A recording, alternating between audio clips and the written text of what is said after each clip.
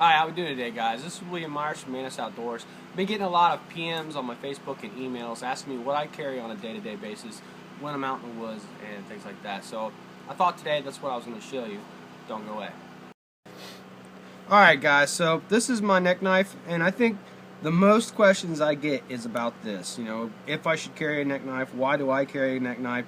Looks like it gets in the way, things like that. You know, I'm used to them. I've been wearing them for probably 5-6 years now. They can, if you're doing something bending over, they can kind of swing around and stuff like that, but they don't really, I don't mind them too much. But this knife is, first of all, the leather work is from Voyager Leatherworks, and you can look him up on Facebook. He is one heck of a leather guy. He does all my leather stuff for me. But the knife itself is the Frontier Valley from Blind Horse Knives, and this is my go-to knife.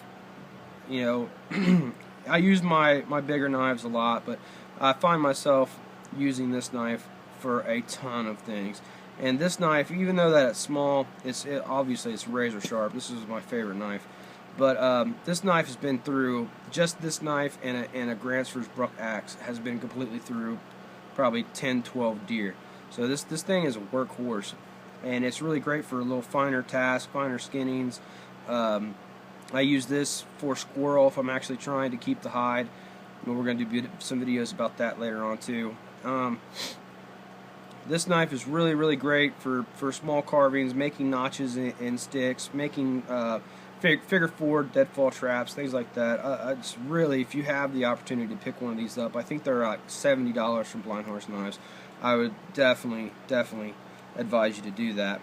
But furthermore, on the back of the knife, I have Gorilla taped a sail needle and a regular needle. Sometimes, you know, I have things that don't really call for a sail needle. I just need a regular needle, and that sail needle is magnetized to act as an improvised compass as well. So moving on from my neck knife, go ahead and throw that back on. So moving on from my neck knife, I always carry a Leatherman Wave. You know, and the real meat and potatoes of this is the pliers, obviously. But I like the knife that it has on it. You know, if I'm looking to save my edges on my other knife, this thing is ridiculously easy to shave, and it is absolutely sharp. I mean, like, it's taking real fine curls off my fingernail. This thing is sharp. I could shave with this freaking thing if I had to.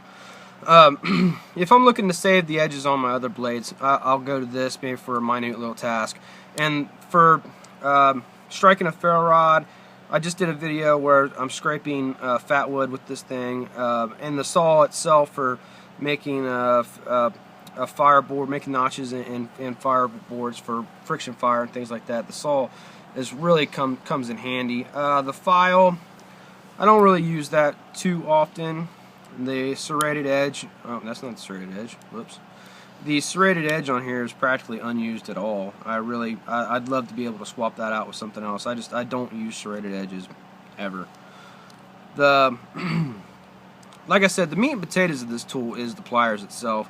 But you know, every now and then the scissors come in handy, and you know, the screwdrivers come in handy for some things. You know, obviously for screwdriving, but for pliers and for pliers, as in prying things up. I use the can opener quite often, obviously to open up cans, but to punch holes in things and stuff like that too. So this tool gets ripped out of my pocket quite often. So moving on from there, go ahead and put that back. Always carry a nice leather belt. This belt was made by Deepwood Handcrafts. He is a heck of a leather guy. You know, I advise you to look him up as well as Voyager Leatherworks. But this belt, not only does it keep my pants up, but it keeps my knife on it, and I use this for tool sharpening, for leather stropping. So I'm going to put that back here. My keys, you guys wanted to see everything that I keep on me. My keys, right now the wife has the car keys because she's using the car, but I always keep a pretty decent hank of 550 cord and 2 big hanks of bank line. I think this is number 6 or number 9. I think it's number 9. Always keep a whistle on my keys. Other than that, the carabiners aren't really used for much. I always keep a lighter on me. You know, why not? Keep it simple, stupid. this is my main knife, and again, the leather is from Voyager Leather Works. This is my pride and joy. I absolutely love this rig. Comes with a ferro rod holder that I just have a Army model Light My Fire on here. This served me well. Obviously you can see that thing is just tore up, dude. But I've had that thing for probably almost 2 years now. I always keep a whistle on my main knife. The knife itself is the PLS K1 Pathfinder School Edition knife. Great knife. I'm not going to sit here and tell you all about it. There's plenty of reviews on it. Razor sharp. Thing's a workhorse.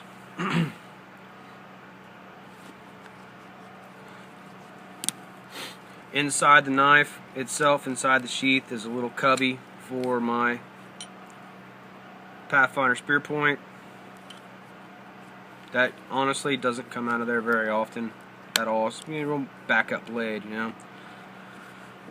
Inside the compartment, I have enough sassafras root to make a decent little cup of, maybe 2 cups of tea.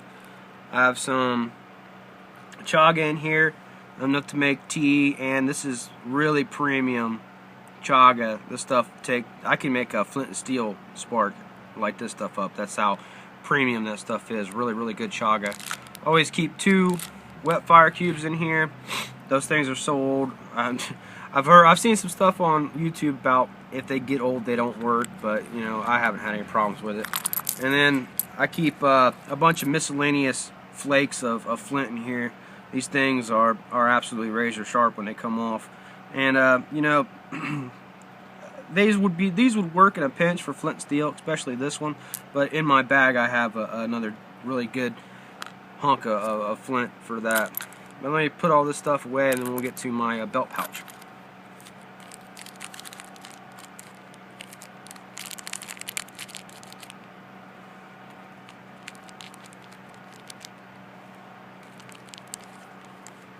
You have sassafras.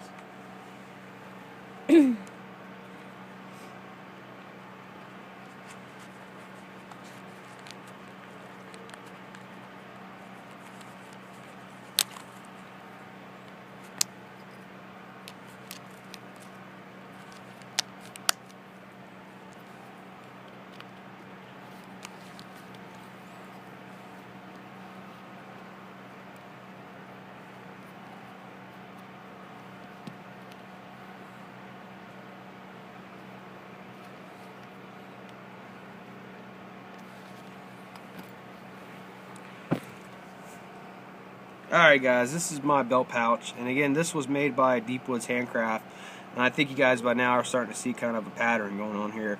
Half my stuff is made by, all my sheaths are made by Voyager Leather Works. Some other things are made by Deepwoods Handcrafts. In my opinion, they're 2 of the best leather workers that are out there that I have had experience with. I'm sure there are tons of other ones out there that are just as good, and maybe some that are even better, but my experience with both those companies are very, very, very good. So, contents of this, always on top, I keep my headlamp so I can access it pretty quickly. And I just keep this in a pouch with a spare set of batteries in the bottom of that pouch. And it's the Princeton Tech. I really like this one. It's really, really bright. I can't remember what the lumens is on it. I might have to Google that real quick and put that in the annotations. But it comes in... It's got lenses on it that you can really quickly flip it from red to a regular light, and those are really easy to change in or out. And on the headband, it comes with a little clip that keeps an extra lens. I just keep the green one in there. I really don't use the blue one. This thing's got 3 different settings on it, you know, low, medium, and high. Then it's got an SOS blink on it, so that's pretty important to me. But this thing, it's all I need. I don't need, you know, 7,000 million candle power freaking spotlight. You know, I don't need any of that stuff, man. I don't even carry any other flashlights on me except for a Coleman flashlight every now and then that I got for Father's Day. But this is all I need. You know, this is plenty for what I need. You know, whether I'm out frog gigging at night or what have you. So ahead and put that away. And like I said, I got an extra set of batteries in the bottom of this as well.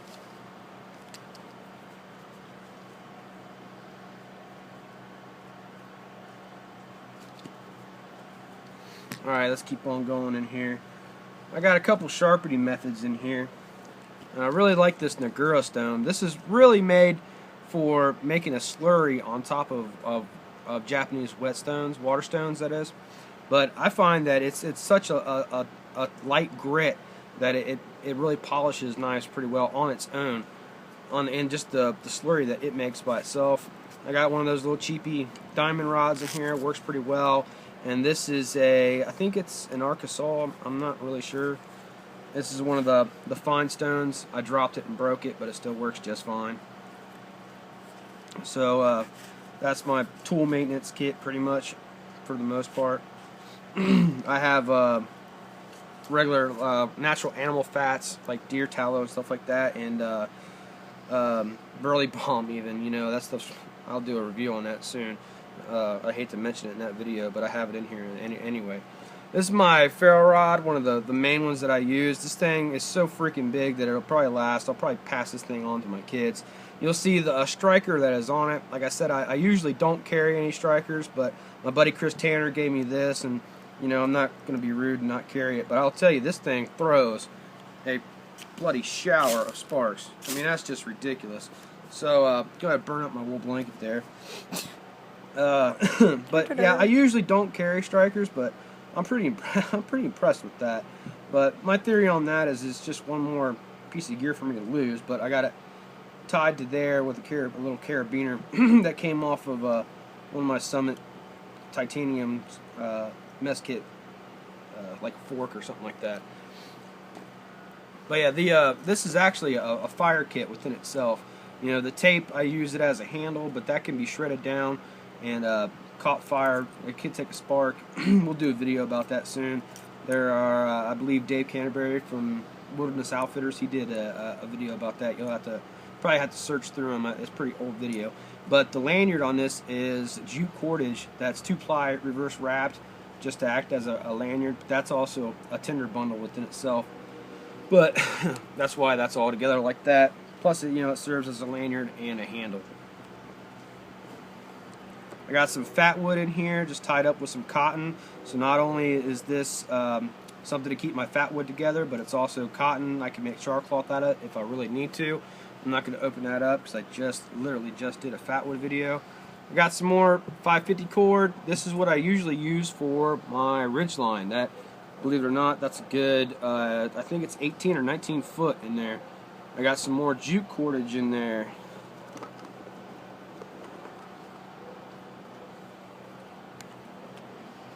And I know I got some more cordage in here. It's just finding it. Nope, thought I had some bank line in there. I might have put it on my keys actually. But okay, so we got the bank line and the jute cordage. Always keep my compass with me, on me, around me. Just might as well. This one's multi-use for the lens right there. I have trouble with this lens getting a fire out of it, but it's not like it's impossible. I have done it before, but in my haversack kit, I have a magnifying lens that's on it, you know, every time. It's really high powered. So this might not be the highest power, but I have got it to work, and I believe it was old goldenrod that I got it to go. But I used the mirror on it, you know, check myself for ticks, things like that, places that I can't see with my eyeballs. And obviously I use it for the compass. And I just throw that in this this little pouch here to protect it.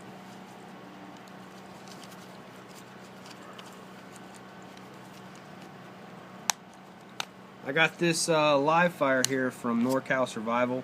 I actually really like this stuff. You know, if you light this stuff up, keep it kind of close, and then keep a watch on it. You can slowly progress it. It acts almost like a candle. If you just open the thing all the way up, it'll burn really hot for a half an hour. You'll definitely be getting a fire going.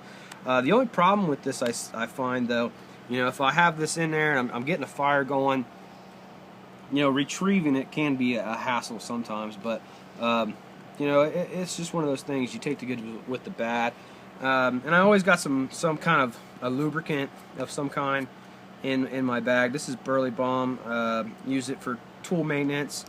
Sometimes I keep fixing wax in here, but I've been checking this product out for a while. Obviously, you can tell because the thing's almost empty. I'll have to get a hold of Jamie Burley and get some more. This stuff's awesome, man. I might as well talk about it now. The ingredients to this is coconut oil, plantain, and I have to get in touch with him. I'm pretty sure that's probably broadleaf or narrowleaf plantain, honey, vitamin E, and beeswax. And this stuff has probably 101 uses, 1,001 uses, from tool maintenance to, you know, I've been putting it on any kind of little wound like this I get or anything like that, and I find that it speeds up my healing time. I know what my regular healing time of my body is, and I find that it almost cuts it almost in half, speeds it up a little bit quicker.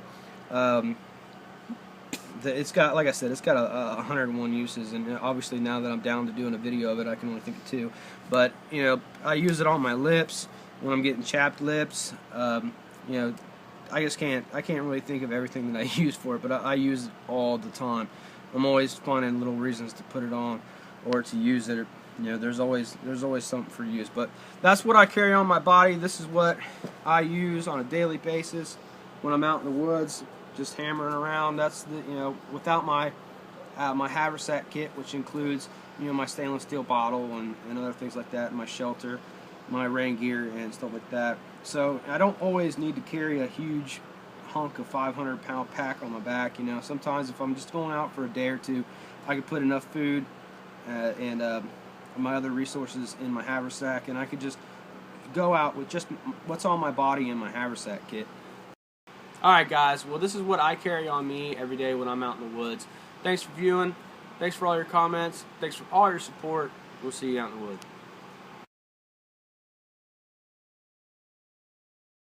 Alright guys, so this is what you messed me up so bad. You was like boop and then you splat. Alright. Alright guys, this is William Myers. I hate you right now. I know. I know. I love you. Alright, we're running short on camera time, so don't mess with me no more. Yeah. Chick head. Yeah. Alright. Don't mess with me. Come on, stop. I'm getting mad. You made a face. Good man, this is my mad face. Alright, you ready? Yeah. No more boobs, I promise. Hi, this is William Myers from Manus Outdoors. I've been getting a lot of emails and private messages on Facebook asking me. They were asking me. Okay. Really serious now. This is serious stuff. Yeah. This is serious. Okay. Hi guys, this is William Myers from Manus. Mana. Do do do do do. Mana. Do do do do. Mana. Do do do do do do do do do do do do do do do do do.